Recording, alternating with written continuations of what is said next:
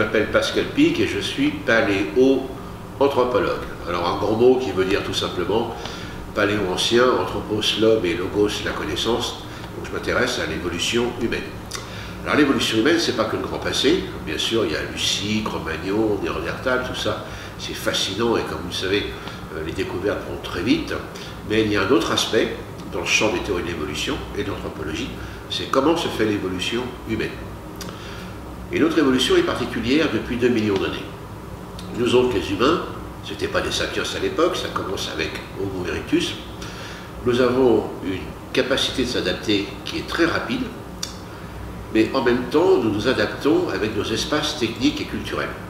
Il y a 2 millions d'années, c'était le feu, il y a 12 000 ans, c'était l'agriculture, et puis on a eu toute l'évolution à travers les révolutions industrielles et aujourd'hui.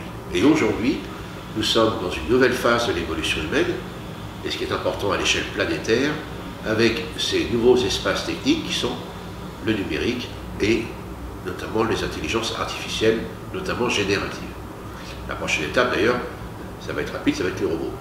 Alors moi, ce qui m'intéresse, c'est de regarder comment évolue l'humanité actuelle avec plusieurs générations, dans différentes parties du monde, avec ces nouveaux outils.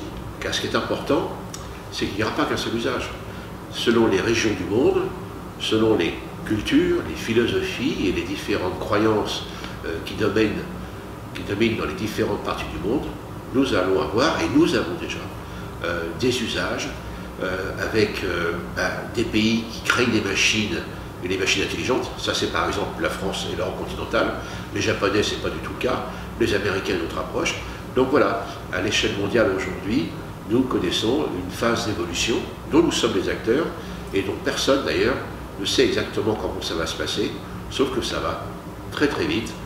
Et de rappeler, et ça peut vous surprendre, que si l'évolution s'inscrit dans les théories darwiniennes et post-darwiniennes de l'évolution, eh bien, il faut savoir que ces technologies, du numérique, les intelligences artificielles, évoluent exactement comme le système biologique.